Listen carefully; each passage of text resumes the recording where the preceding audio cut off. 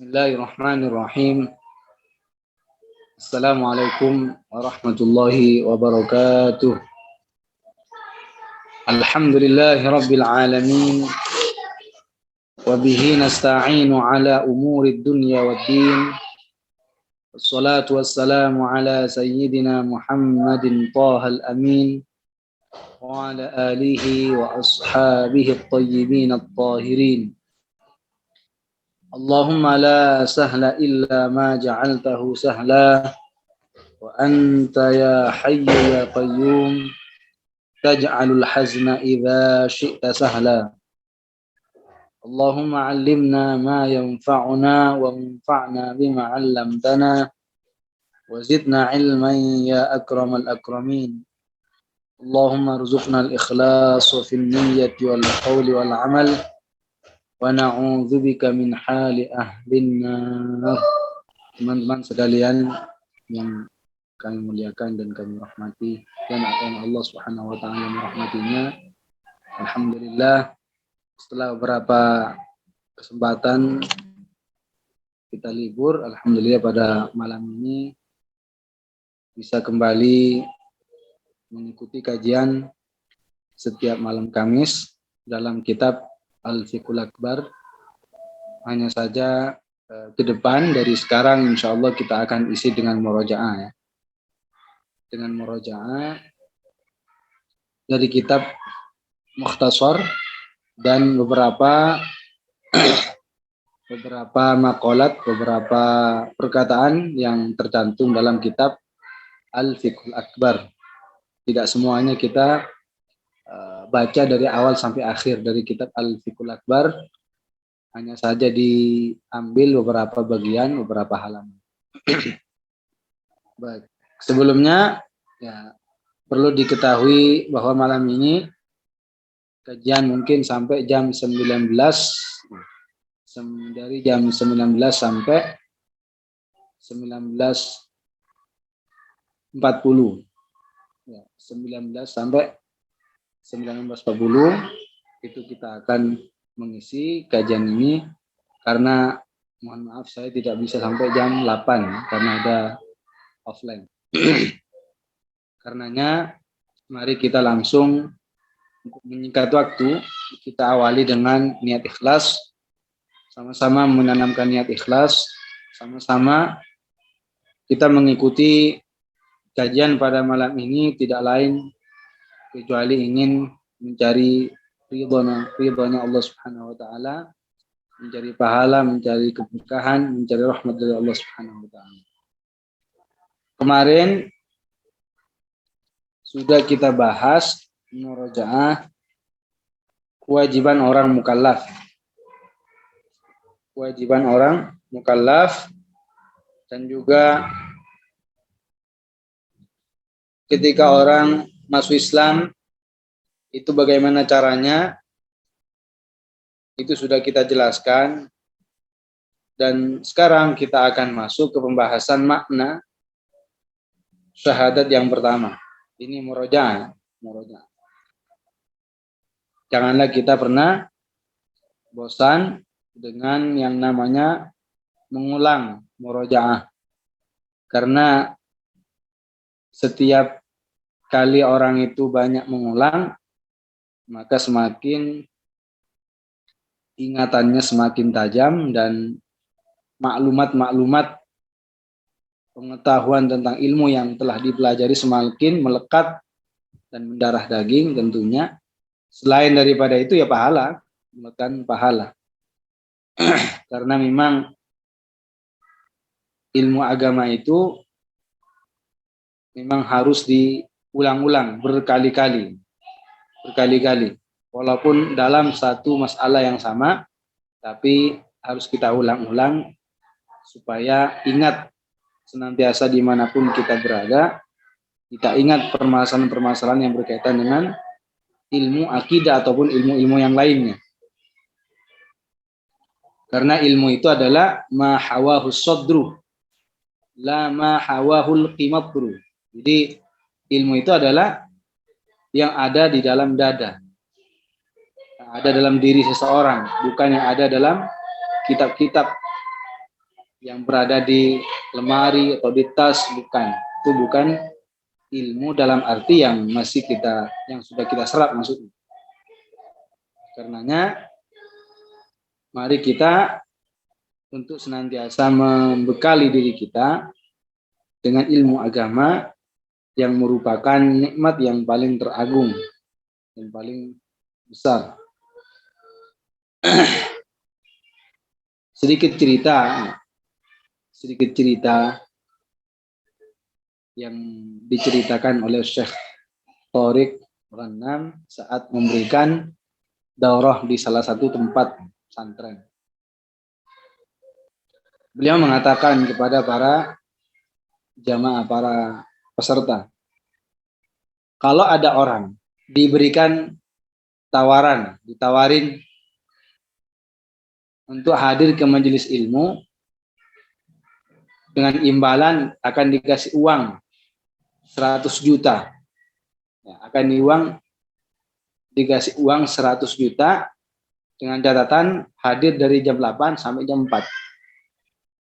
Hadir dari jam 8 sampai jam 4 sore.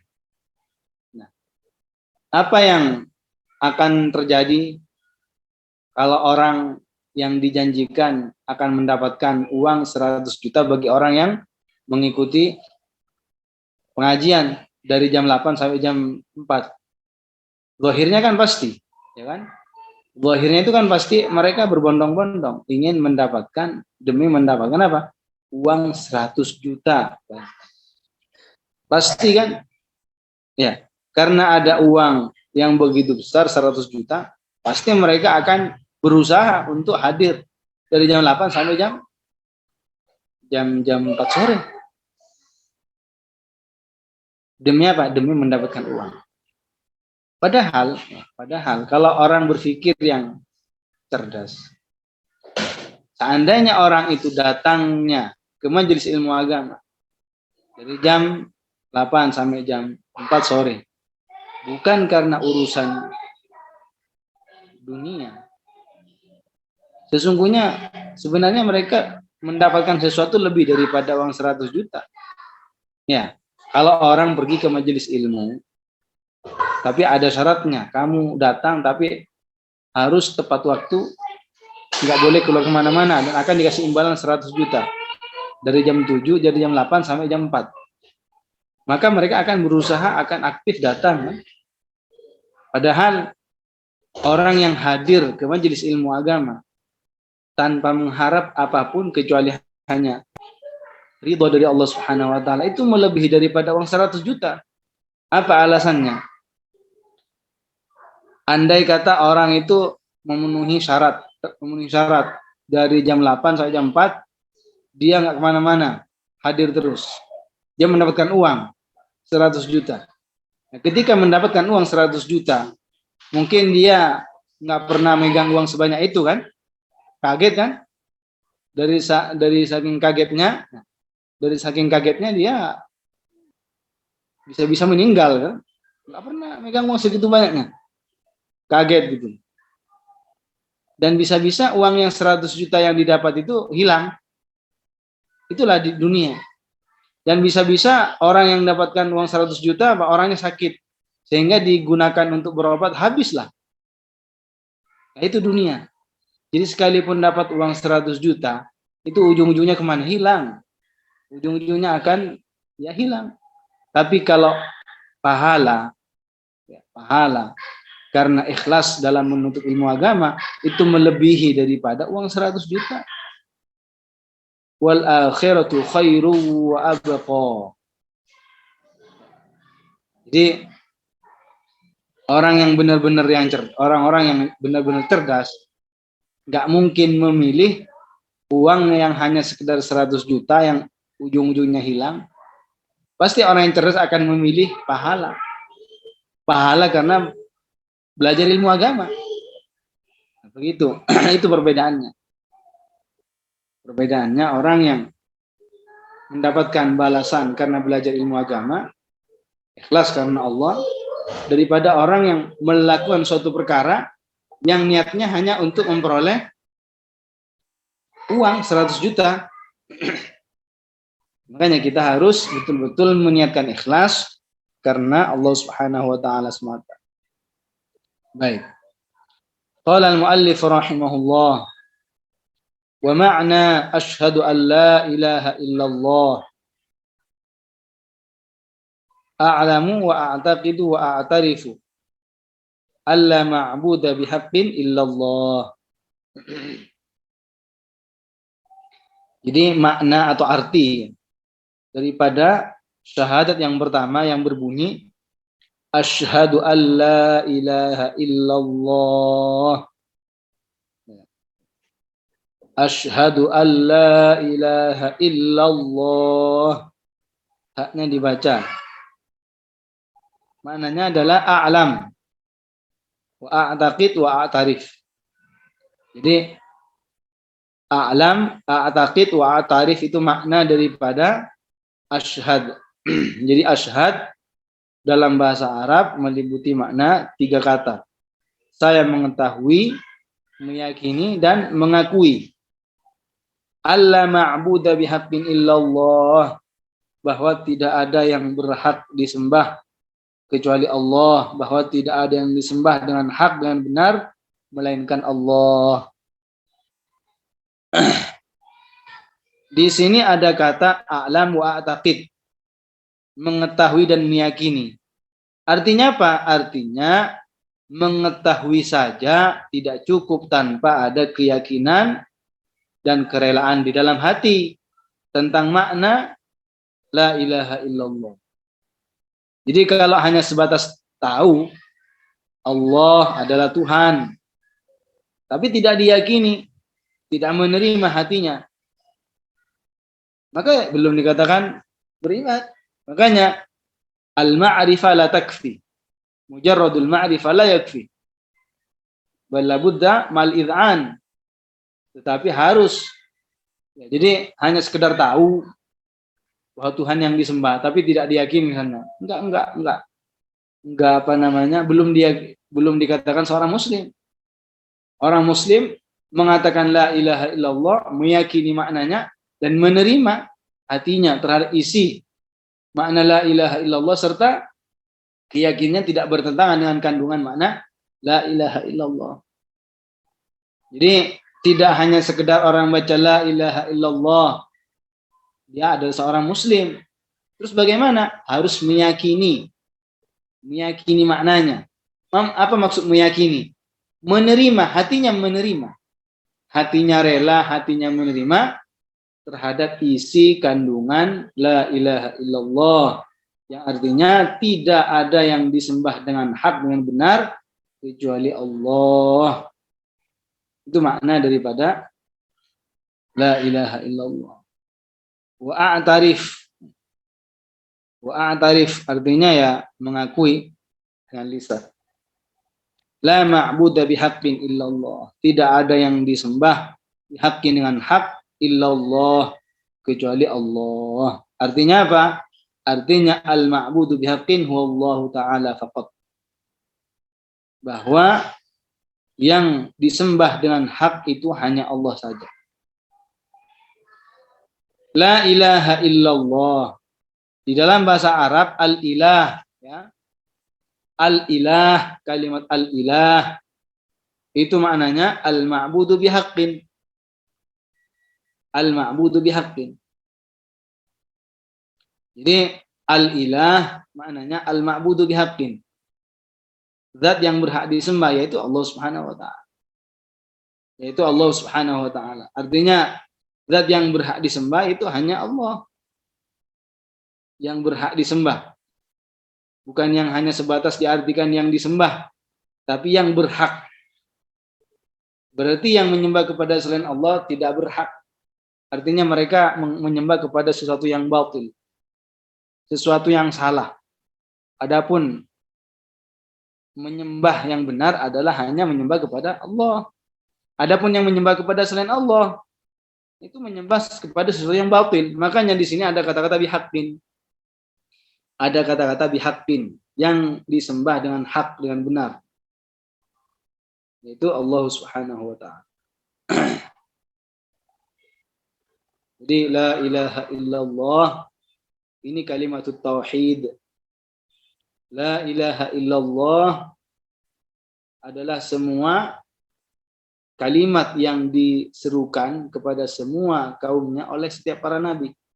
Setiap para nabi, setiap para rasul, dari nabi yang pertama sampai nabi yang terakhir, mereka sama menyerukan kepada kaumnya, kepada umatnya agar meyakini la ilaha illallah. Tidak ada yang disembah dengan hak kecuali hanya Allah Subhanahu wa taala. Jadi kullu nabiyyin min anbiya'illah ja'u atau ja'a bila ilaha illallah. Artinya apa? Membawa kalimat tauhid, yaitu kalimat tauhid berupa la ilaha illallah. Jadi tidak ada di masa Nabi dan masa Nabi yang berikutnya yang keyakinannya berbeda. Sama semuanya dalam beriman la ilaha illallah. La ilaha illallah, la ilaha illallah. Wa ma arsalnaka min rasulin illa nuhi fa'budun. Jadi kata Allah Subhanahu wa taala, jadi tidaklah kami mengutusmu dan rasul yang sebelummu kecuali aku wahyukan. Kecuali aku wahyukan kepada mereka bahwa tidak ada yang berhak disembah kecuali aku, kata Allah Subhanahu wa taala. Jadi semua para nabi, semua para rasul, setiap dari mereka membawa kalimat tauhid, yaitu berbunyi la ilaha illallah. Jadi yang berbeda hanya dalam syariat. Dalam masalah keyakinan, dalam masalah iman kepada Allah sama. Satu keyakinan. Yang berbeda hanya dalam masalah syariat. Dalam masalah syariat. Dan itu yang merubah dari masa syariat, dari syariat Nabi dengan syariat Rasul atau Nabi yang lainnya itu berbeda, itu adalah ada hikmahnya. Ada hikmahnya. Dan yang merubah itu adalah hanya Allah Subhanahu wa taala. Dan Allah tidak akan mengubah kecuali karena ada hikmah. Jadi yang terjadi di alam ini semuanya ada hikmahnya. Semuanya. Masalah yang tadinya halal kemudian menjadi haram, atau yang tadinya haram menjadi halal misalnya, itu semuanya Allah yang merubah, dan itu semuanya ada hikmahnya. Dan tidak semua yang diciptakan oleh Allah Subhanahu wa taala itu kita tahu, kita dapat mengetahui hikmahnya, tidak tahu hikmahnya. Tidak setiap apa yang terjadi di alam ini, walaupun secara umum kita tahu kalau itu semuanya terjadi pasti ada hikmahnya, kita tidak tahu hikmah dari setiap yang peristiwa yang terjadi. Dan sebagai hamba yang taat, sebagai hamba yang muti, enggak mesti harus tahu di balik alasan kenapa ini diwajibkan, kenapa ini dilarang, kenapa ini segini, ini kenapa. Kita tidak diwajibkan untuk apa? Untuk mengetahuinya. Yang berdosa kalau larangan dilanggar, yang berdosa kalau kewajiban diabaikan. Nah, itu yang bukan muti namanya, bukan yang taat. Jadi kunci daripada mendapatkan nikmat surga la ilaha illallah. Dalam hadis Rasulullah mengatakan, "Man qala la ilaha illallah dakhala al-jannah." Man qala la ilaha illallah dakhala al-jannah. Jadi orang yang mengatakan la ilaha illallah, ya artinya tidak mengatakan hanya sebatas mengatakan, artinya meyakini. Dakhala al-jannah, pasti dia akan masuk surga. Kalau dalam hadis misalnya disebutkan hanya sebatas la ilaha illallah, itu artinya juga meyakini makna syahadat yang kedua, wa anna Muhammadar Rasulullah. Bukan berarti maknanya kalau ada hadis la ilaha man qala la ilaha illallah hanya sebatas yakin bahwa Tuhan yang berhak disembah adalah Allah, tapi tidak meyakini ke Rasulullah Nabi Muhammad misalkan, ya tidak masuk surga. Karena syahadat yang pertama dengan syahadat yang kedua tidak bisa dipisah-pisahkan. Artinya ketika ada sebuah hadis hanya disebutkan salah satunya, syahadat yang pertama misalnya, itu maksudnya yang tercantum juga di situ apa? Itu syahadat yang kedua. Itu syahadat yang kedua. Itu namanya menyebutkan salah satu dari dua perkara, tapi yang dimaksud dengan semuanya. Menyebutkan satu masalah, yang di situ ada dua perkara, mengambil kecukupan dengan satu itu. Artinya, memang satu yang disebutkan, tapi yang dimaksud adalah dua-duanya. Dan zikir yang paling utama adalah zikir la ilaha illallah. Dalam sebuah hadis yang diriwayatkan oleh At-Tabarani, seandainya pahala membaca la ilaha illallah ditaruh di salah satu piring, timbangan maksudnya, timbangan amal. Lalu 7 langit dan 7 bumi diletakkan di satu piring yang lainnya, maka niscaya piring yang ada la ilaha illallah, artinya pahala daripada bacaan la ilaha illallah, itu pasti lebih berat daripada 7 langit dan 7 bumi. Jadi la ilaha illallah miftahul jannah. La ilaha illallah adalah kunci daripada mendapatkan surga. Artinya apa? Artinya keyakinan bahwa tidak ada yang berhak disembah kecuali Allah, itu adalah kunci sebab yang akan mengantarkan seseorang masuk ke dalam surga. Tanpa meyakini itu tidak akan mendapatkan. Makanya Rasulullah mengatakan, la yadkhulul jannah illa nafsu mu'minah. La yadkhulul jannah illa nafsu mu'minah. Tidak akan masuk surga kecuali orang beriman. Siapa orang beriman? Yaitu yang mempercayai la ilaha illallah. Kalau tidak percaya terhadap isi la ilaha illallah, kan bukan orang yang beriman. Tidak dikatakan orang beriman kalau tidak meyakini la ilaha illallah. Jadi kalau ditanya makna la ilaha illallah itu apa artinya? La ma'budu bihaqqin illallah. Tidak ada yang disembah dengan benar kecuali Allah. Al-Wahid, Allah yang Maha Esa. Allah yang Maha Esa. Di dalam kitab Al-Fiqhul Akbar, Al-Imam Abu Hanifah mengatakan, wallahu wahidun la min tariqil adad walakin min tariqi annahu la syarikalah. Allah itu wahid. Allah itu satu. Tapi satu di sini la min tariqil adad, bukan dari segi angka bilangan. Tetapi apa? Walakin min tariqi annahu la syarikalah. Akan tetapi maksudnya bahwa Allah tidak ada sekutu baginya, tidak ada yang mirip dan sama, tidak ada yang serupa dengan Allah. Al-Wahid itu salah satu nama bagi Allah.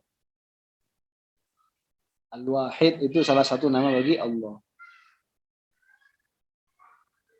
Jadi kalau menemukan di kertas atau di mana kalimat Al-Wahid itu harus dimuliakan walaupun berupa Latin, walaupun bukan bahasa Arab.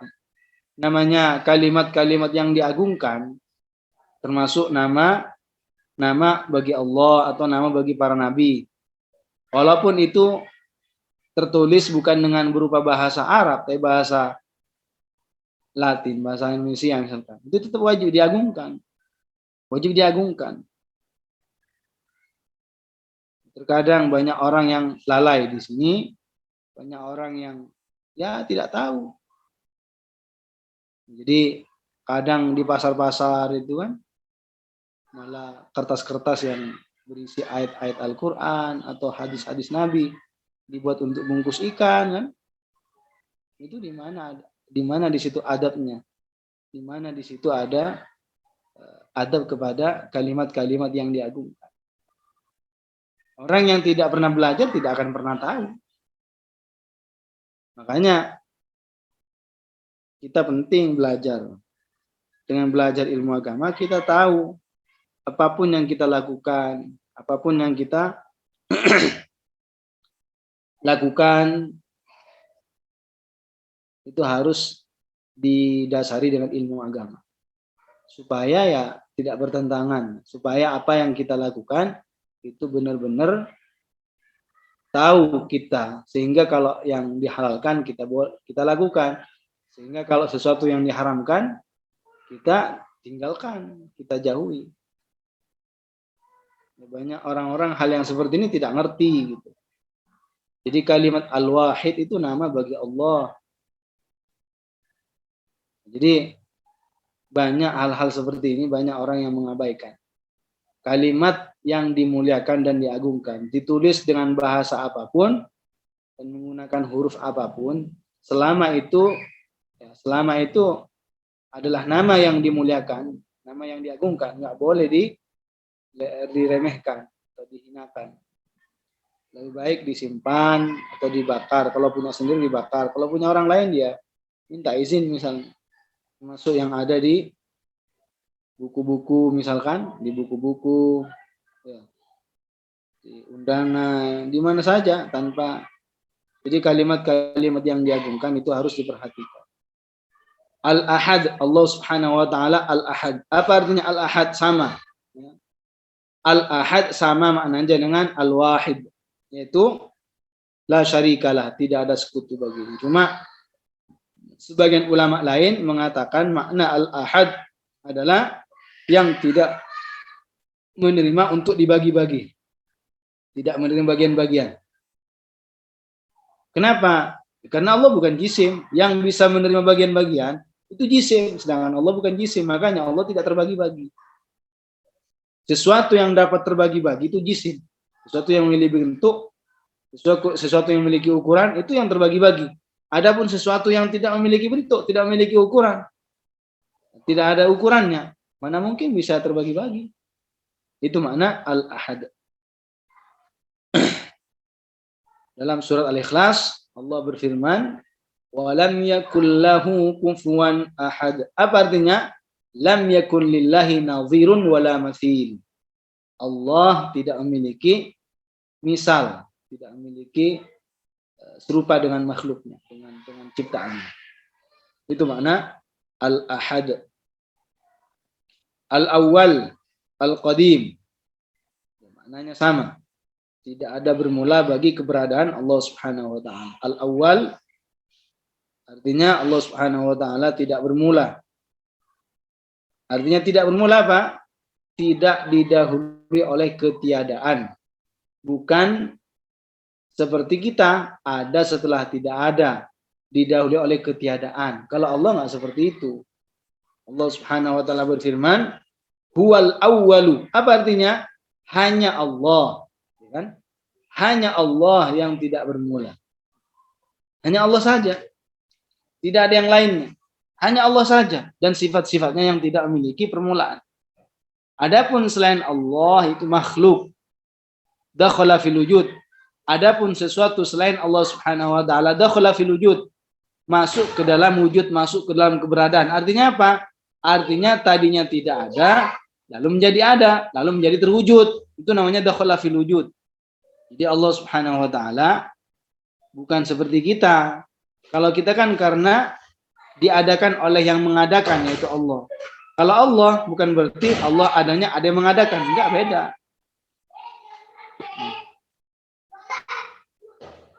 Jadi Allah Subhanahu wa taala keberadaannya berbeda dengan kita. Kalau kita bermula, tapi kalau Allah tidak bermula. Itulah yang dikenal dengan sebutan azali. Kata-kata tidak bermula itu namanya apa? Azali, azal. Azali itu kan bahasa Arab. Tapi mungkin ketika disampaikan oleh sebagian orang, Allah itu azali, paham? Atau sebagian tidak paham. Azali itu apa? Labtida li wujudihi. tidak ada permulaan bagi keberadaannya. Itu namanya azali. Dan jangan mengatakan pada masa azali, jangan mengatakan pada masa atau mengatakan waktu azali, jangan. Karena waktu masa itu makhluk.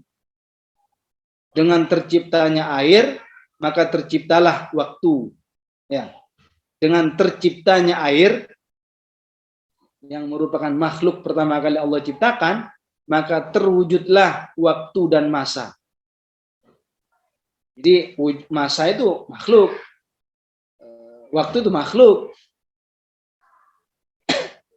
Allah Subhanahu wa taala tidak membutuhkan kepada makhluk. Seandainya Allah keberadaannya diawali oleh ketiadaan, berarti kan butuh kepada waktu. Artinya diawali oleh ketiadaan. Sebelum ada. Kalau kita kan diawali oleh ketiadaan, baru menjadi ada, baru menjadi terwujud. Itu makna daripada al-awwal dan al-qadim. Cuma kalau al-qadim maknanya itu akan memiliki makna tersendiri. Artinya apa? Artinya kalau al-qadim dikatakan kepada Allah, misalkan dikatakan Allahu qadim, itu maknanya apa? Allah tidak bermula. Tapi kalau dikatakan kepada selain Allah, misalkan dikatakan hadza baitun qadim, ini adalah rumah yang qadim. Apa artinya? Rumah yang lama. Artinya dilalui oleh waktu yang cukup lama.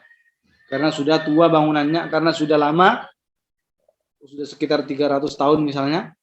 Apa dalam bahasa Arab bisa dikatakan hadza binaun qadim. Ini bangunan yang lama. Maksudnya lama gimana? Artinya dilalui oleh waktu yang cukup lama. Tapi kalau dikatakan Allahu qadim maknanya beda, bukan berarti Allah keberadaannya dilalui oleh masa, bukan. Artinya Allahu qadim labtida li wujudihi, tidak ada permulaan bagi keberadaan Allah Subhanahu wa taala. Baik, untuk dari kitab Al-Fiqhul Akbar hanya sebagian yang saya sampaikan tadi, insyaallah nanti kita akan ambil beberapa baris dari kitab Al-Fiqhul Akbar insyaallah di pertemuan berikut. Jadi saya mohon maaf untuk malam ini tidak bisa sampai jam 8 karena saya ada kegiatan lain. Mudah-mudahan yang sudah kami jelaskan, kami paparkan menjadi ilmu yang bermanfaat, ilmu yang barokah, dan masih diberikan kesehatan oleh Allah Subhanahu wa taala sehingga kita bisa terus belajar ilmu agama. Baik, mari kita tutup dengan tahlil dan sholawat serta istighfar. La ilaha illallah. Allahumma salli ala sayyidina Muhammad wa ala alihi wa sahbihi wa sallim. Rabbi ighfirli wa liwalidayya wa lil mu'minina wal mu'minat. Assalamualaikum warahmatullahi wabarakatuh.